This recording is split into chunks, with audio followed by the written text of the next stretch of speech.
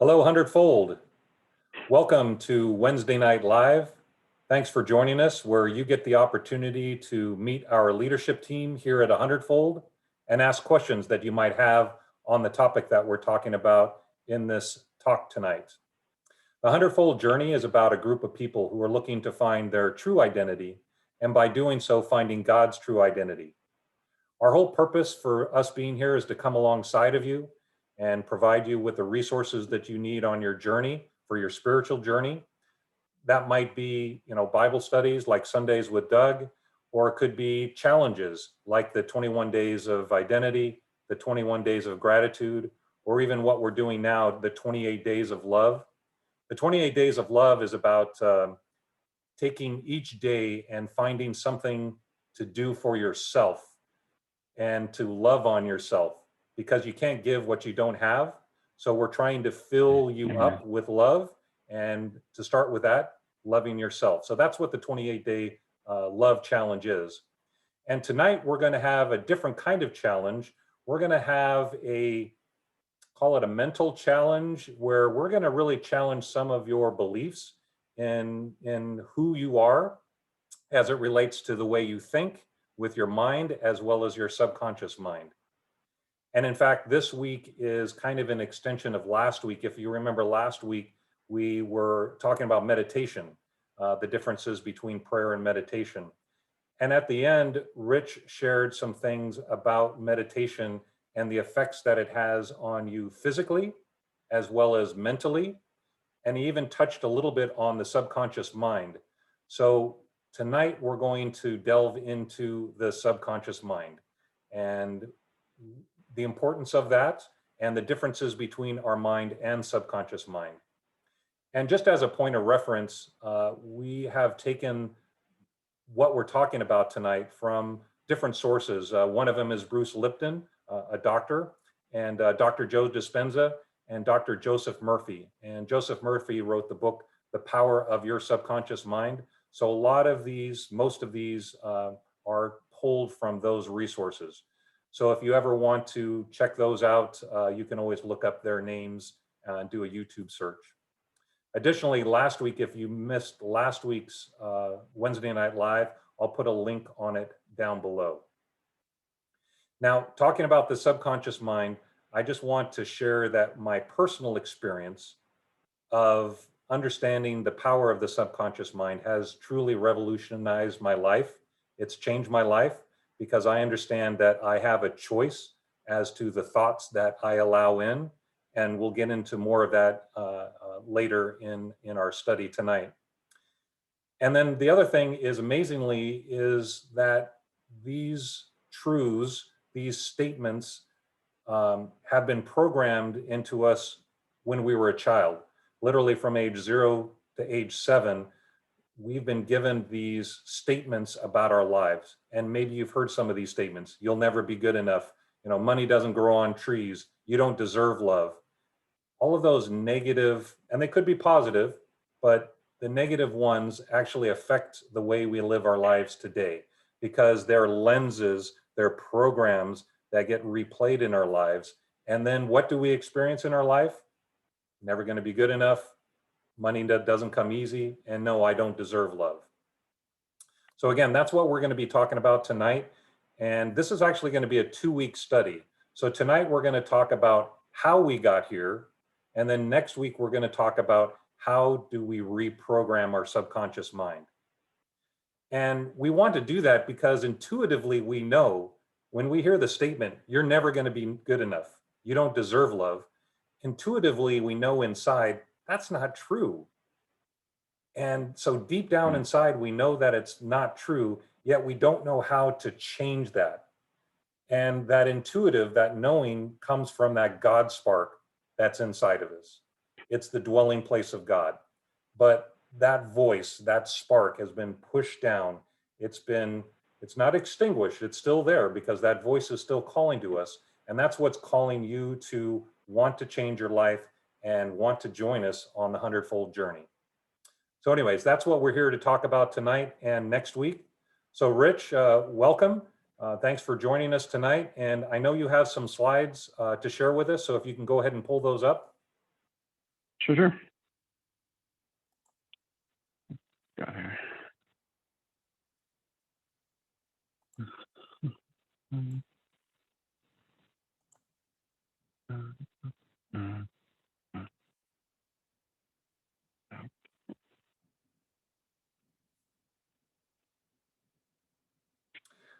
Yeah, so when I put this together, you'll notice the difference between the conscious mind and the subconscious mind. And, the typical iceberg, which you've seen probably numerous times, but quite truly, this does represent the difference between the subconscious mind and subconscious in regards to the size and the impact that it has on our lives. And the subconscious is where that God spark is. And that's what we want to ignite in you tonight through our discussion. So Rich, go ahead. Okay. All right. Well, thanks everybody. Tonight we're going to talk about one of my very, very favorite subjects, the subconscious mind. So you see it there on the screen. I love this picture. King Solomon, the wisest man who ever lived, said it very succinctly when he wrote Proverbs 23:7. As a man thinks, so is he. The way that we think dictates not only the way we see ourselves, but the way that we see the world around us. And the way we think absolutely determines our destiny. Now, I know this is a bit of a black box to most people. I know that it was for Doug and I just 2.5 years ago. And this is one of those cases where that thing that you don't know can not only hurt you, it can absolutely wreck your entire life. It can cause you to never realize nor live the life of the lion that God intended for you to live in this physical plane called Earth. And I know, for those of you who know my story, you know that it was definitely that way for me.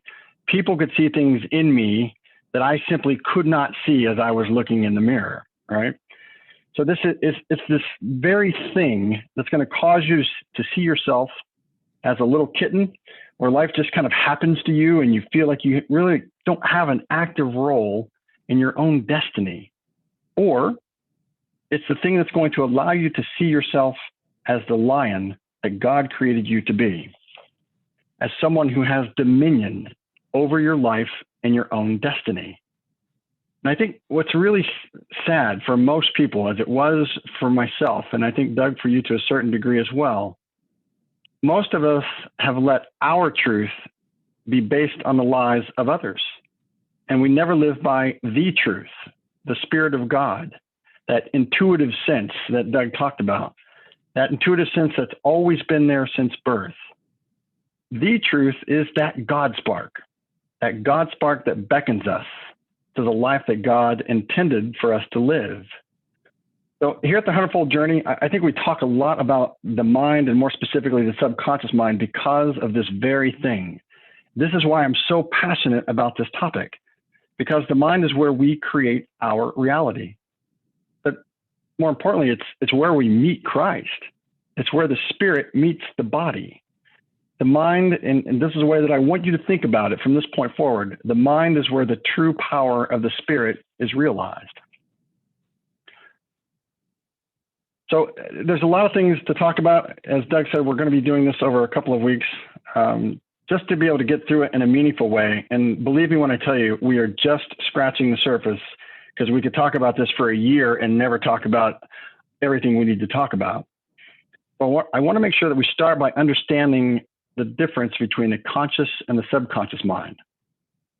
This will help us understand the role our subconscious mind plays in literally creating our everyday reality.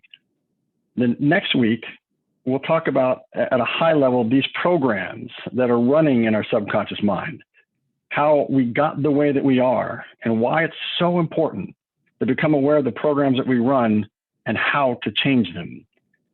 This is really important to understand, because these are the programs that end up becoming our truth, even when we know it's not the truth. And once we become aware of this, then and only then can we begin the process to align and subject our truth to the truth, and ultimately begin living life the way that God intended for us to live, the life of the lion, if you will, that thing that we call hundredfold living. Okay, so this is a bit of an eye chart. I'm going to go through this, and so just follow with me. So if we want to look at the conscious and the subconscious mind, the conscious mind, and there at the top, is the part of us that we engage when we're awake, or at least we should be engaging it. This is where we analyze, where we think or overthink, where we plan or don't plan, where we actively worry. This is the home of our short-term memory. This is the critical mind, right? But what's amazing is that only about 5% of the thoughts that we have every day come from the conscious mind. Now, this was super scary to me when I first learned this. And I want you to think about this. So I did the math on this, and I'm like, okay, wait a minute. If I'm awake 16 hours a day, and that's about 66% of my day, but I'm only using my conscious mind for 5% of those thoughts that I have for 66% of my day, that means that the vast majority of my day is being controlled by something I'm not even aware of. And I can tell you that as a reforming, not reformed, but as a reforming control freak, that really messed me up. That really grabbed my attention. That means that the other 95% of those thoughts every day are controlled by our subconscious mind, right? So the subconscious mind, this part on the bottom, if you will, sub meaning below the conscious mind, this is the brain's operating system. This is the part of our brain, along with our unconscious mind, which we're not going to get into, that keeps all of our organs running, keeps your heart beating and blood flowing and your lungs pumping and breathing, right? Without any intervention from us. But this is the part of our mind that frees up the conscious mind that allows us to live life. So let me just give you a quick example that Doug and I love, right? I just want you to think about this for a second. Think about driving home from work. That drive that you've probably done 100 or several hundred times before. And let's say you get into your car and you get a call on your really cool hands-free system, and you have a conversation, and it's your sister, right? And so you're just talking with your sister about this and that for the 20 minutes while you're driving home. And all of a sudden you pull into the driveway and you're like, oh, I'm home. You don't even realize that you're home until you pull in the driveway. You don't even remember all the turns that you took, the stoplights that you hopefully stopped at. You just remember the conversation that you had with your sister. Your subconscious mind is what allows this to happen. Because you've driven that path hundreds of times before, it's become, I'll say, a habit, a learned set of steps that can now run in the background while you have that like super important conversation with your sister. The truth is, we need it to be this way. I mean, if you can you really imagine if you had to actively think about every little thing that you did every day, right? You'd never get anything done, right? The downside of this, though, I mean, while that's great and allows us to live life, the downside is that we all have these learned programs, these behaviors and beliefs in our lives that are also running in the background, that also control how we get from point A to point B in our lives. These are the beliefs and the behaviors and the programs that control how we see ourselves, how we interact with others, what we believe about God, and so on.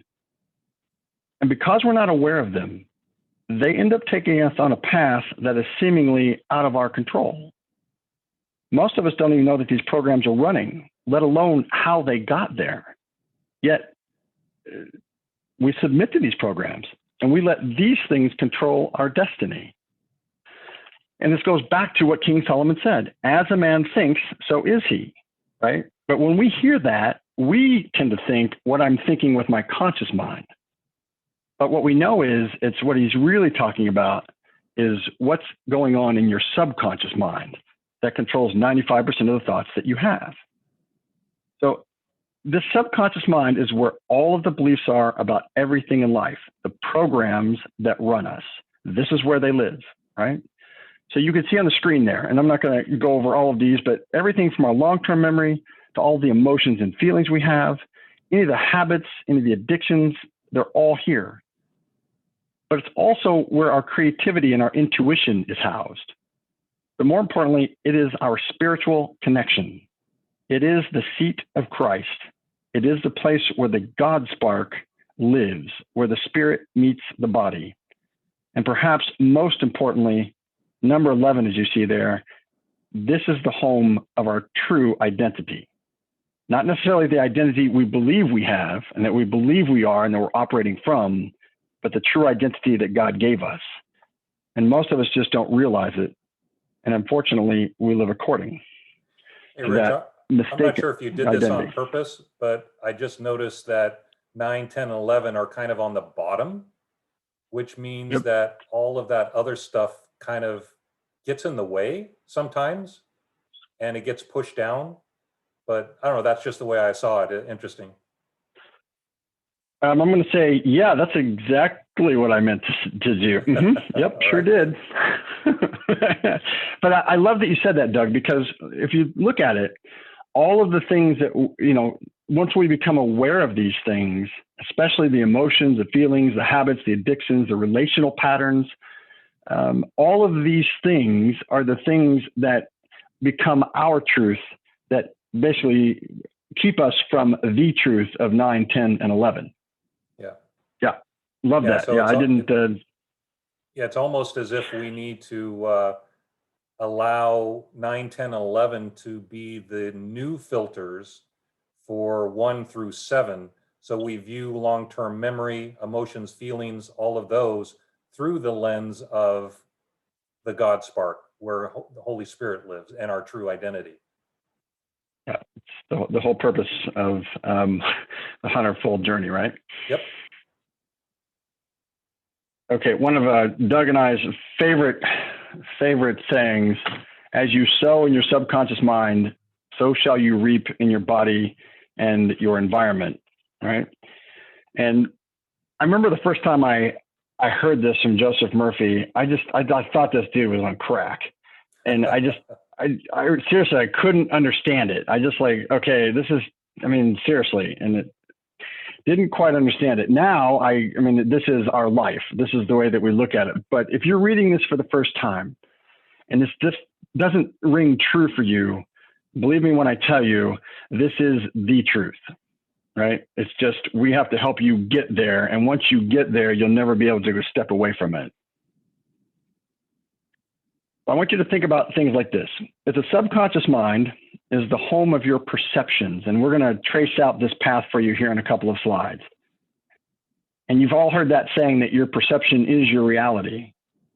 Then I'll just say by the transitive property of mathematics, if A equals B and B equals C, A must equal C, then your subconscious mind must equal your reality, right? And I know that most of you have probably never thought about this. Most of us only exist in that 5%. That's all that we think about, right? And you're going to try to change the way that you think in that little bit of your conscious mind when you've got 95% saying, nope, that's not true, right? And so from this point forward, I want you to think about this. The reality that you live today is simply the contents of your subconscious mind being projected onto the screen of life. I'm going to say that again. The reality you live today is simply the contents of your subconscious mind being projected onto the screen of life. So I want to help you understand how your thoughts become this reality so that you can become aware of it. Because once you see it, you can't unsee it, right? You'll understand the wisdom behind the verse that talks about taking every thought captive to the obedience of Christ, right? The obedience of Christ to me is not talking about being punished or chastised. It's always been and always will be, especially when we subtract religion out, it's about pure love. It's about the absence of fear and lack. If we take captive every fear and lack thought that might come to the conscious mind, if we can become aware of those things in the subconscious mind and purge them, and we can replace it with pure love, then every single one of us can live the life of the lion, the 100-fold life, right? So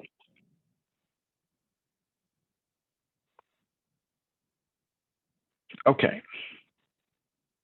This is how our thoughts become our reality. I'm going to go slow because I want you to get it and understand it. and I'll probably have to go over this a couple of times. All of these thoughts that you have, right? So science tells us today that each one of us has about 60 to 70,000 thoughts a day, and that 90% of those thoughts were the same thoughts as yesterday. And as I said before in a couple slides ago, the conscious mind is only responsible for about 5% of those thoughts. The subconscious mind is responsible for 95% of those thoughts, all right?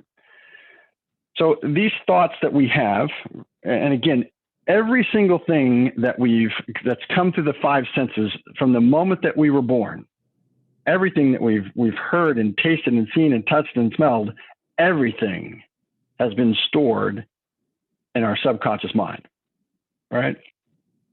So over time, those thoughts, when you have a series of these shorter term thoughts, they become what we call your attitude towards life.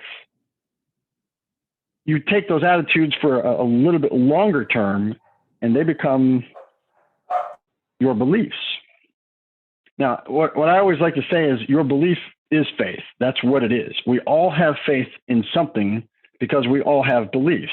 If stress and worry are your beliefs, then that is your faith, right? Which come from the attitudes, which come from the thoughts. So these beliefs end up forming the perceptions of the world around us. And these perceptions, and this is everything, right? Your perceptions are the lens through which you look at life. It's how you interpret everything that you encounter through the five senses.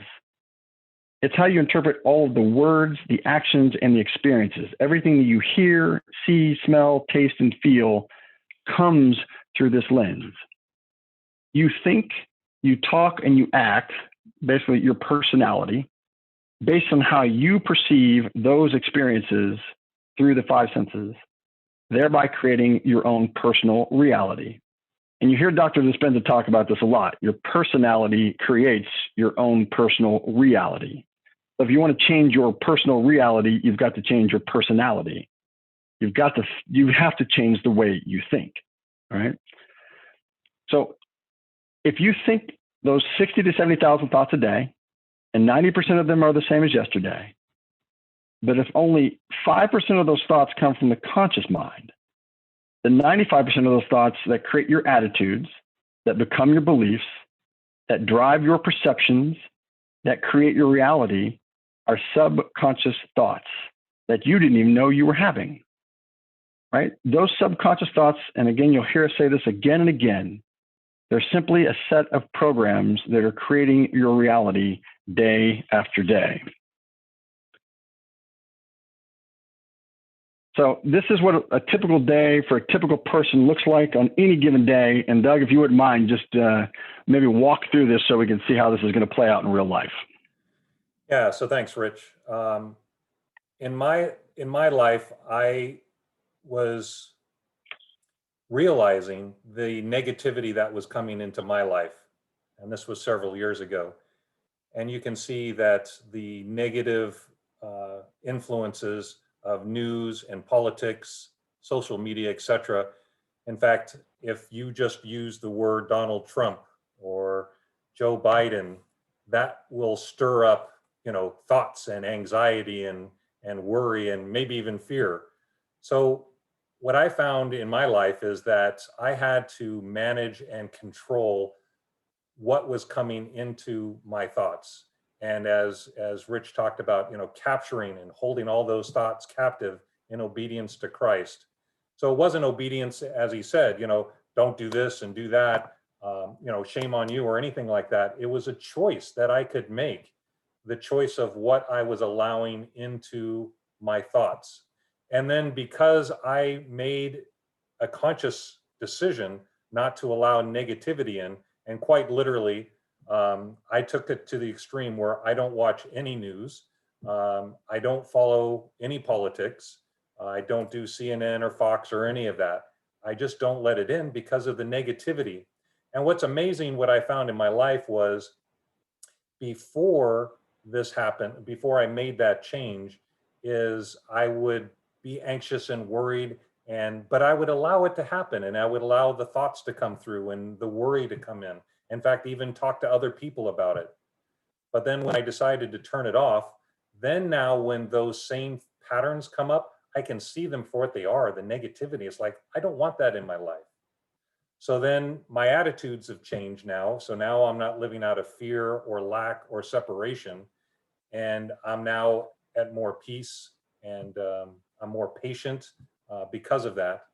And then the beliefs that come in because of that is now I know that I am good enough, right? But, and that's where religion, going back up to the first one, and this is kind of what we talk about at 100-fold, is freedom from religious bondage, because there's a lot of beliefs that we have that we were raised with that are related around religion and fear of God. God's an angry God, judgmental beliefs, and so forth.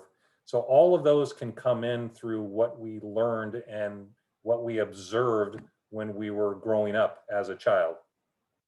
And then life is happening to me versus me happening to life, where I'm just reacting in a reactionary mode all the time. I'm not living life to its fullest. So that's kind of my own personal experience, is that when I realized just how important, there is a reason that it's on the top. The thoughts then create the attitudes, then the beliefs, then the perceptions, then the reality. It's not the other way around. A lot of people think that unless things change around me first, then my life will change. No, it's not outside, it's what happens on the inside. So what I'd like to suggest and strongly recommend is start identifying those negative things that are causing you worry, fear, anxiousness, and take those out, because you got to see them for what they are. They're getting into your subconscious mind, and they're causing negative beliefs and fear and these different attitudes. So you got to be deliberate and make the choice to make the change. Yeah, I love it. Rich? Love it. Yeah, I love it. And I think that one of the things that I'd like to do, not after next week, so in a couple of weeks, I want to begin to take this and I want to talk about what happens to ourselves neurologically and chemically, why we are chemically addicted to the thoughts that we have. So it's not just a simple, hey, I'm going to choose to change my thoughts. Why you absolutely must get rid of the news and politics and social media and all of those things out of your life, because they keep reinforcing the same chemical reactions and the same chemical addiction. And so there's a whole presentation and a whole talk just about that. And again, once you understand what it's doing to you and why you keep having the same thoughts, right? And is it in James, or where is it at where Paul says, or is it maybe it's in Romans, where he talks about that which I do what I don't want to do, right? Yep. Well, yep. Some of that has to do with the fact that you're chemically addicted to the thoughts that you think, right? And so if you don't break those, then everything else is going to follow. And I think it's pretty insightful. It was for me. I think it was for you, Doug, to understand the biology of belief and the chemical reactions that we have and the way God made us, right? He wraps it up in one verse and says, just think on those things that are true and holy and pure and lovely and noble, right? If you just did that, none of this other stuff matters. Yeah. Right. And he but knows, we don't do that. So it all matters. Romans 12:2 says, he tells us to renew our mind. And the verse before that says there is no condemnation. So we need to renew our mind that there is no condemnation, that we are that lion in that mirror, and we just don't believe it. And going to your point about that the social media, where there's like a dopamine that you get like addicted to it. And what I have found, what's interesting is, like, we're addicted to a lot of things, but I have found now that I'm addicted to good stuff, uplifting, fun, happy stuff. And when the negative comes in, I can see it for what it is very quickly. So that's the change that's been in my life, is just being able to see it, identify it, and make the choice not to let it in. Absolutely. And we'll talk about that next week, about how to form the habits, understanding why habits form and what we need to be able to do to make these changes to change our life. Yep. Okay. Again, just another thing another quote that I love: to shift your life in a desired direction, you must powerfully shift your subconscious. And I would say powerfully is intentionally shift your subconscious. All right. So if you want to change your reality, so I'm going to work from basically from the bottom up. All right. If you wanted to change your reality, then you have to change first your perceptions of life. But to change your perceptions, you have to challenge your beliefs. But to challenge your beliefs, that means we have to replace the underlying attitudes which gave rise to those beliefs in the first place. But to replace those underlying attitudes, we have to change our thinking.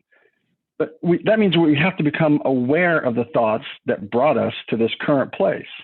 We have to capture those thoughts, and then we have to intentionally replace those thoughts, or basically intentionally or powerfully shift our subconscious. But yeah, and Rich, really, let me just add another comment on that too, from a personal experience, is that God spark that was speaking to me, that was saying, Doug, there's something better. Life shouldn't be a roller coaster up and down of emotions. There is something better. And the fact that I listened to that voice and then was willing to change my thoughts and my attitudes towards it, it was a little scary because, coming from a religious background, talking about the subconscious mind and meditation and some of these thoughts, and even listening to Joe Dispenza or Joseph Murphy, it's like, who are these guys? These aren't religious people, yet they are talking about religious things. So I'm just encouraging the Hundredfold members, just don't be afraid of the unknown, because it has drawn me closer to Christ than I've ever have been. And it's because I was willing, I heard that voice and I said, I'm tired of living on that roller coaster. I want off. And then I found where Christ was. He was in me the whole time. But just being willing to listen and to change and to be open, that's where it starts. And I think that King Solomon, he didn't say it in the Bible, but I'm sure he said it somewhere in his life, which is you don't have to believe all your beliefs, right? And be courageous enough not to believe all your beliefs, because most of us don't know where our beliefs came from anyway. And that's the whole process that we're going to take you through, is helping you to understand how those beliefs formed anyway. And most of us, when we go to church, we just go and we sit in the pews and we read and we just assume that it's true, right? And that we just believe everything that we're told because, well, who are we? And most of it, honestly, if you're like me, I was just too lazy to dig in deep and go figure it out. I'm like, hey, that's why they went to seminary. They must know it. I'm just going to take it. Fine, right? I never was courageous enough to challenge my beliefs. I just believed everything without ever questioning where they came from, right? So as we work back up from reality all the way back up to your thoughts, I want you to understand that that is less than half the battle, right? The real question we should be asking is, where did those crappy thoughts come from in the first place, right? And the answer, as you probably guessed it, is, yep, that's it, your subconscious mind. So the real task is to change the programming that gave rise to those thoughts that formed our attitudes, that basically became our beliefs, that formed our perceptions in the first place, right? This programming is the subconscious mind. So, the question, and what we're going to go over for the next couple of minutes before we end this evening, is helping you understand where the programs come from. And then we'll talk about next week, how do we change them? Because if we change our subconscious mind, that's how we change our reality. Okay. So I want you to think about this also, and it's a big statement, but I want you to think about it this week before we get back together next week. Your life is nothing more than a printout of your subconscious beliefs. And you can think that the news and social media and politics, everything will separate us from our true identity, and it will say it's not your fault, right? We're victims. And what I'm here to tell you is that once I got a hold of the fact that my life is a printout of my subconscious beliefs, and that I can change that, and I'm accountable for that, then everything began to change. But I want you to look at your life. I want you to think about this over the course of this week. right? Look at your relationship, your finances, your beliefs in God, whatever that may be. Wherever you struggle with something, wherever you have to work hard at it, wherever maybe it just doesn't feel like you, that's a place where there's not a program to support what you want out of life, right?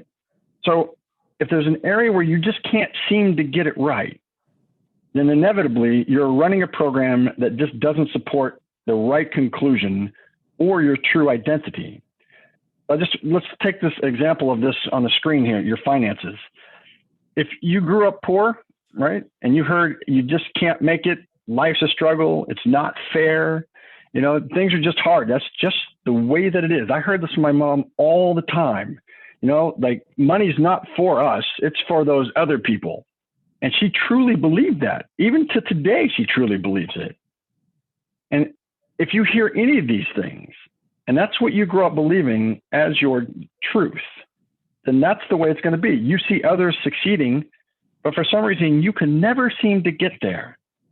At the end of the day, you're trying to override the program that was put there. Thus, it becomes a constant struggle, right? And this faulty programming starts all the way back at the beginning of our lives. I think if any of you went to college and you took psychology and they talked about, your life as a kid and how important that was, I really never gave that its due until I started studying and understanding this. The Jesuits said 400 years ago that if you give me a child until it's 7, I will show you the man. And this is what I really want you to take away. The first 7 years of our lives are going to help to define the rest of our lives. And why is this? What science tells us today, because they've put the brain scans on the kids and they understand. We won't get into all of this today, but just trust me on this. During the first 7 years, we are in theta brainwave state. So we exist mostly in beta in our conscious mind. We can transition to alpha, and then we go to theta, and then delta is sleep. But that theta brainwave state is literally the state of hypnosis. This is how everything is written into the subconscious mind, right? Hypnosis is that straight pathway into the subconscious mind. What we didn't really understand is that the subconscious mind does not have the ability to decipher whether or not what we're hearing is true. We just accept it as truth. We accept it as is. So it becomes our truth. So whatever you're hearing for the first 7 years of your life, and as Doug and I were talking about earlier, this is when imagination can, you're not bound by your critical thinking. So that broom can become the pony, right? That's why the world is so new to kids and it's so wonderful, because they can make it anything they want. And it's pretty fantastic. So if you understand that everything is being written in, so let's just, say that we've got, you heard you had an angry parents, right, that had their own issues. Sorry about that. Oops. And you heard this, you don't deserve it, right? Whatever it is, right? You will grow up believing the tape. You'll believe the program, and you'll believe I do not deserve. It doesn't matter why. It doesn't matter that it's not actually true. It becomes your truth, right? So then you fast forward to being a 50-year-old man, which is where I was. And what was my behavior 95% of the time, right? Being based on 95% of the subconscious thoughts. It was based on the program of I don't deserve. And what that meant is that I would unconsciously sabotage myself to align myself with the program, with my mistaken identity. And those people around me used to get very frustrated. They say, wow, you've got all these talents and abilities, and wow. And just like, I could never see it. When I looked in the mirror, I saw the kitten. I never, ever saw the lion, right? Because I didn't deserve to see that. And that's what I believed. So if I'm sabotaging myself to align my life with my program, I just make the program true, because that's what I truly believe, by adjusting my behavior to fit the program. Therefore, it just looked like self-sabotage for decades. So this is why, I mean, the self-help industry is a multi-billion-dollar industry, and it could simply be solved by helping people reprogram their subconscious mind, right? This is why you can read those self-help books until you are blue in the face. You can even believe the stuff that it's saying, but you won't believe that it's true for you.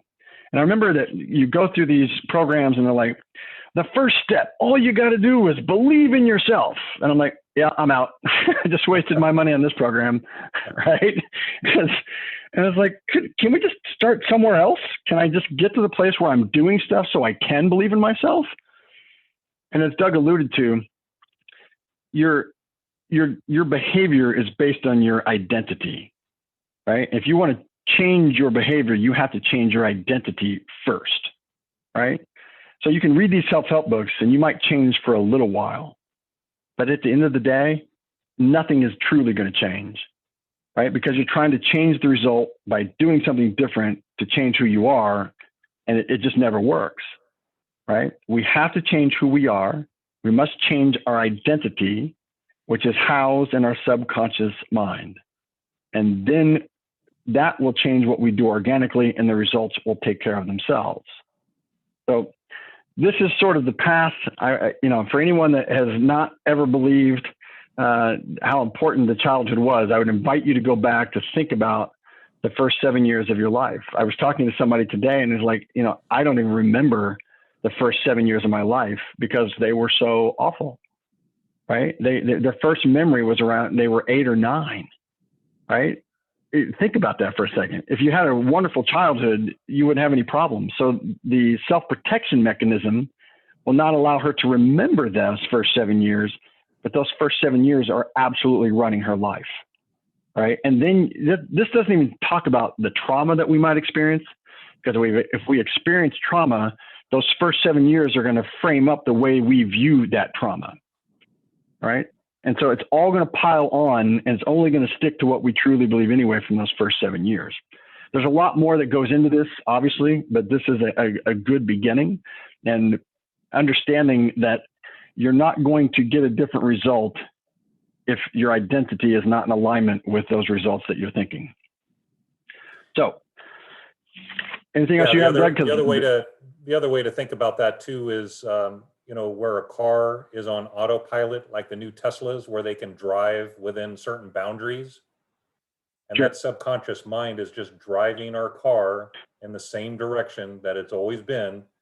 And unless we either get a new car or reprogram the program so that it does go in the direction we want it to go. But we have to acknowledge that that software that's running the car, driving the car, just like ours. So yeah, we'll be talking about that more next week, right, Rich? Yep, absolutely.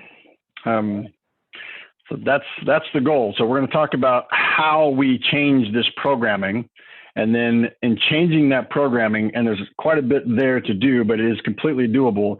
But what I know about you and myself is that we're super diligent over the past 2.5 years. This has become our life, right? Every day we're listening. I remember when I first heard Dispenza, when I first heard Murphy, I seriously just thought they were hippy dippy do smoking some doobie out in the backyard and like, hey, I'm going to write a book and it sounds good. Let's go do that. Right. I really couldn't get my head wrapped around it for a couple of months. Yep. But the more you study it, the more you see it, the more you see that everything's connected. And then you begin to understand what the word truly says. You see that everything is connected, and that all of this stuff is absolutely true. And you just have to be willing to do the work to reprogram your life. Right. And you're worth it. Not only that, but also that God spark that's in you, it starts to recognize, and that voice starts getting louder. It's like, yes, this is right. Yeah.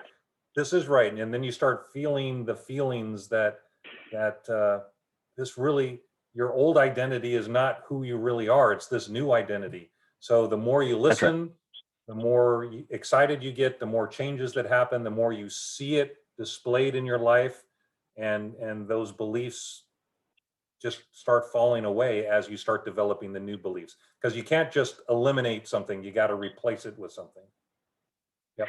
So you've heard that study probably a number of times, that the people on their deathbed, 97% of them they say that they don't regret what they did. They regret the things that they didn't do. Didn't do, right? And the things that they didn't do were because of limiting beliefs that said, hey, I can't do that.